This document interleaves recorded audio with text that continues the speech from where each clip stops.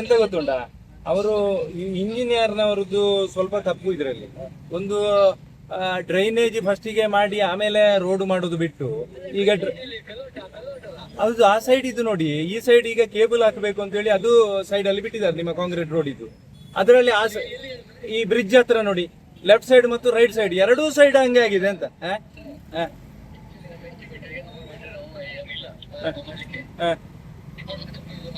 ಅದಲ್ಲ, ಫಸ್ಟ್ ಇದು ಮಾಡ್ಬೇಕಲ್ಲ ಶೆಟ್ರೆ.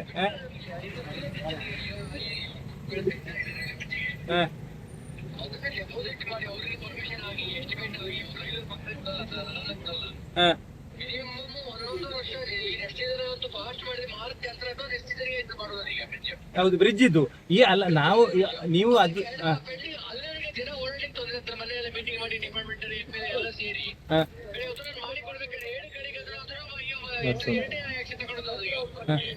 ಅಲ್ಲ, ಅದು ಈಗ ನೋಡಿ ಎದುರುಗಡೆ ಯಾವ್ದು ಈಗ ಒಂದು ಮೋರಿ ಆಗ್ತಾ ಇದೆ ಅಲ್ವಾ, ಅದು ಫಸ್ಟಿಗೆ ಮಾಡ್ತಾ ಇದ್ರು ಈ ಸಮಸ್ಯೆ ಇರ್ಲಿಲ್ಲಲ್ಲ.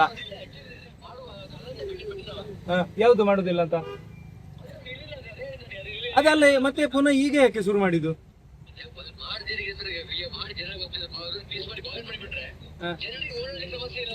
ಅಲ್ಲ, ಇದು ಜನರಿಗೆ ಸಮಸ್ಯೆ ಆಗಿದೆ ಶೆಟ್ರೆ. ಎಂತ ಗೊತ್ತು, ಒಂದು ನೋಡಿ ಇದಕ್ಕಿಂತ ಪುನಃ ಒಂದು 50 ಮೀಟರ್ ಹೋಗುವಾಗ ಅಲ್ಲಿ ಒಂದು 10 ಮೀಟರ್ ಅಷ್ಟು ಅದು ಬಾಕಿ ಆಗಿದೆ. ಇದೀಗ ಅದು ಅಲ್ಲ, ನೀವು ಮಾಡುದು ಸರಿ ಅಲ್ಲ, ಅದು ಎಂತ ಓಪನ್ ಮಾಡಿದ್ರು ಮುಂದೆ ಅಲ್ಲಿ ಕಾಂಕ್ರೀಟ್ ಆಗುವಾಗ ಪುನಃ 15 ದಿವಸ ಬಂದು ಮಾಡ್ಬೇಕು ಬೇಡುವ. ಈಗ ಥ್ರೂ ಔಟ್ ನೀವು ಹಾಕ್ತಾ ಇದ್ರೆ ಈ ಸಮಸ್ಯೆ ಇರ್ಲಿಲ್ಲ, ಹೇಗೋ 15 ದಿವಸ ಕ್ಲೋಸ್ ಮಾಡ್ತಾ ಇದ್ದೀರಿ. ಇದು ಯಾವ್ದು, ಈ ಬ್ರಿಡ್ಜ್ ಕೂಡ ಅವತ್ತೇ ಶುರು ಮಾಡ್ತಾ ಇದ್ರೆ, ಈಗ ಆಗ್ತಾ ಇರುವ ಮೋರಿ ಕೂಡ ಅವತ್ತೇ ಆಡ್ತಿದ್ರೆ ಒಂದೇ ಸರ್ತಿ ಆಗ್ತಿತ್ತು ಅಂತ. ಜನಗಳಿಗೆ ಭಾರಿ ಸಮಸ್ಯೆ ಆಗಿದೆ ಅಂತ ಶೆಟ್ರೆ.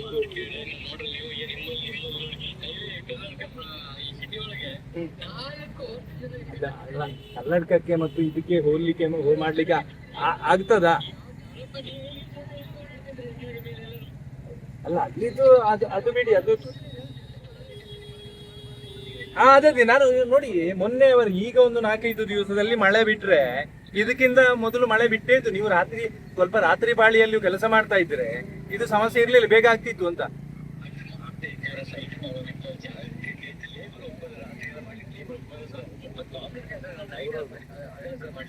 ಸೈಡಿಗೆಲ್ಲ ಮಾಡ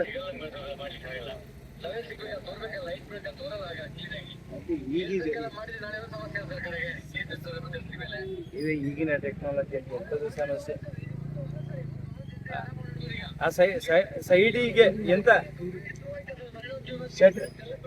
ಶೆಟ್ರೆ, ಆ ಸೈಡಿಗೆ ಯಾವ್ದಕ್ಕೆ ಈಗ ಕಾಂಕ್ರೀಟ್ ಆಗಿದ ಸೈಡಿಗೆ ಇಮಿಡಿಯೇಟ್ ಆಗಿ ಆ ಮಣ್ಣು ಹಾಕೋದು ಎಂತ ಹಾಕೋದು ಉಂಟು ಅದು ಮಾಡಿ ಮುಗಿಸ್ಬೇಕು.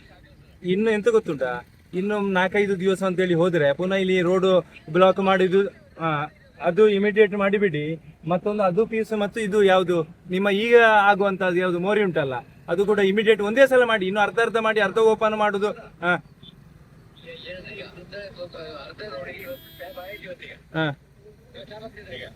ಆಗ್ತಾ ಇದ್ದಾರೆ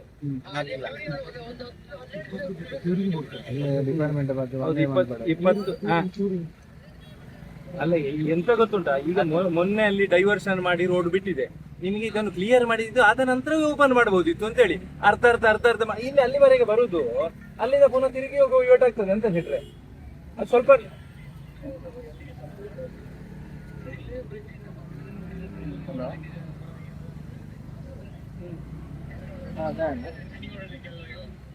ಎಡೆಯಲ್ಲಿ ಒಂದೇ ಸಲ ಆಗದೆ ಭಾರಿ ಕಿರಿಕಿರಿ ಆಗಿದೆ ಅಂತ. ಆಯ್ತು ಆಯ್ತು, ಆ ಸೈಡ್ ಇದು ನಾಳೆ ಹಾಕಿ ಬಿಡಿ ಅಲ್ಲಿ ಬಿದ್ದು ಏನಾಗುದು. ಆಯ್ತು ಸುರುಕು ಚರಂಡಿ ಮಲ್ತ ಇರ್ತದೆ ರೋಡಿ ಮಂಡ್ಯ ಸೋಮವಾರದ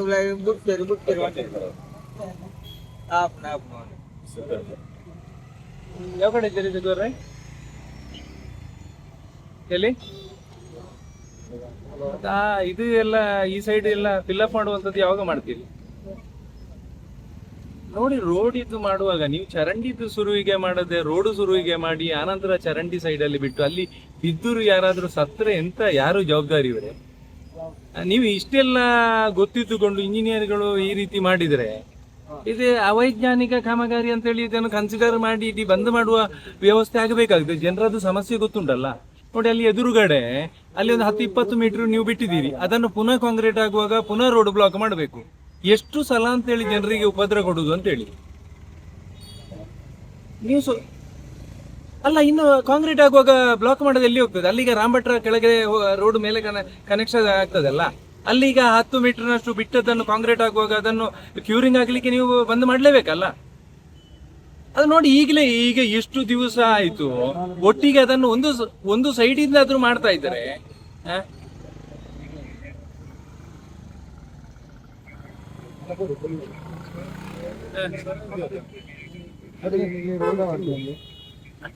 ಅಲ್ಲ, ಅದು ಈಗ ನೀವೇ ಒಂದು ಯೋಚನೆ ಮಾಡಿ, ಅದು ಪುನಃ ಅದನ್ನ ಹಾಕುವಾಗ ನೀವು ಇದು ಯಾವ್ದು ರೋಡ್ ಕ್ಲೋಸ್ ಮಾಡ್ಬೇಕಾ ಬೇಡವಾ? ಪುನಃ 15 ದಿವಸ 20 ದಿವಸ ಅಂತ ಹೇಳಿ ಅಲ್ಲ, ಒಂದು ಸೈಡಲ್ಲಿ ಈಗ ಹಾಕ್ಲಿಕ್ಕೆ ಅಲ್ಲಿ ಹಾಕ್ಲೇ ಇಲ್ಲಲ್ಲ. ಈಗ ಥ್ರೂ ಔಟ್ ಇದನ್ನೇ ಹಾಕ್ತಾ ಇದ್ರೆ ಅಲ್ಲಿ ಒಂದು ಸಮಸ್ಯೆ ಮುಗಿತಿತ್ತು ಅಂತ.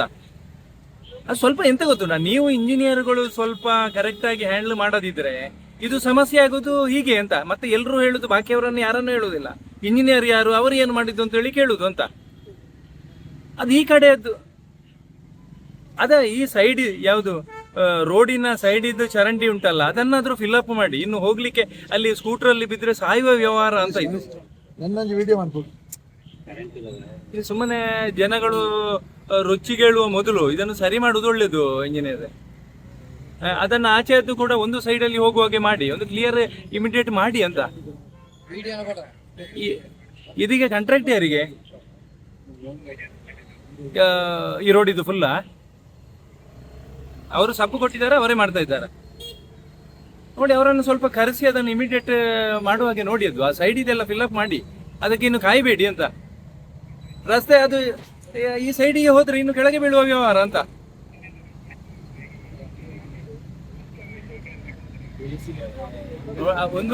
ಒಂದು 4-5 ದಿವಸದ ಒಳಗೆ ಮಾಡದಿದ್ರೆ ನಾವು ಪುನಃ ಇದನ್ನು ರಸ್ತೆ ತಡೆ ಮಾಡಿ ಇದು ಅಂತೇಳಿ ಆಯ್ತಾಯ್ತು. ಇನ್ನು ನೀವು ಸುಮ್ಮನೆ ಸಮಸ್ಯೆ ಸೃಷ್ಟಿ ಮಾಡಿಕೊಳ್ಬೇಡಿ ಅಂತೇಳಿ. ಯಾವುದು ಮುಂದೆ ಯಾವ ಕಾಮಗಾರಿ ಮಾಡುದಿದ್ರು ಅದಕ್ಕೆ ಎಂಥದ್ದು ಮೊದಲು ಯಾವುದು ಮಾಡಬೇಕು ಮತ್ತೆ ಯಾವುದು ಮಾಡಬೇಕು ಅನ್ನುವಂಥದ್ದು ನಿಮ್ಮ ಇವರಿಗೆ ಗೊತ್ತು ಬೇಕು ಅಂತ. ಕಾಂಟ್ರಾಕ್ಟ್ ಅವರಿಗೂ ಕೂಡ ಗೊತ್ತಾಗುದಿಲ್ವಾ? ಫಸ್ಟಿಗೆ ಡ್ರೈನೇಜ್ ಮಾಡಬೇಕಾ ಬೇಡವಾ?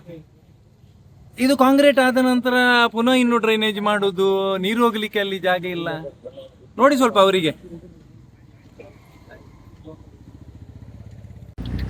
ಇವತ್ತು ನಡೀತಾ ಇರತಕ್ಕಂತ ಅವೈಜ್ಞಾನಿಕ ಮಾದರಿಯ ಕಾಮಗಾರಿಯ ಬಗ್ಗೆ ಸಾರ್ವಜನಿಕ ವಲಯದಲ್ಲಿ ಬಹಳಷ್ಟು ಆಕ್ರೋಶ ಇವತ್ತು ವ್ಯಕ್ತ ಆಗಿದೆ.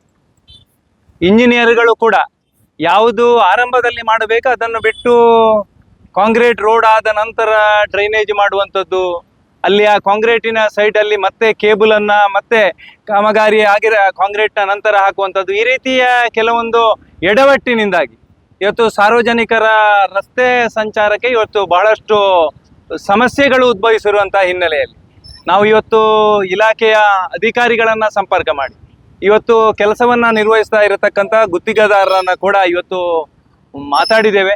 ಆದಷ್ಟು ಶೀಘ್ರದಲ್ಲಿ ಸಮಸ್ಯೆಯನ್ನ ಪರಿಹಾರ ಮಾಡಬೇಕು.